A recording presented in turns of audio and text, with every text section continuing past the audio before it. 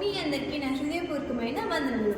అనుదినము తప్పకుండా బైబిల్ క్లుప్త వివరణ కార్యక్రమాన్ని వీక్షిస్తున్న మీ అందరికీ నా హృదయపూర్వకమైన వందనములు చెల్లిస్తున్నాను. నిన్నటి దిన మనము మొదటి గ్రంథమైన ఆదికాండం గురించి తెలుసుకున్నాం. ఈ దిన మనము రెండవ గ్రంథమైన నిర్గమకాండం గురించి తెలుసుకున్నాం. నిర్గమకాండం రచించిన రచయిత మోషే గారు. ఇందులో మొత్తం 40 అధ్యాయాలు రచింపబడ్డాయి. మొత్తం 1213 వచనం రచింపబడ్డాయి.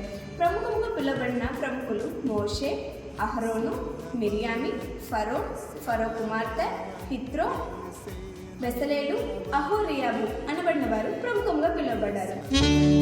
కదా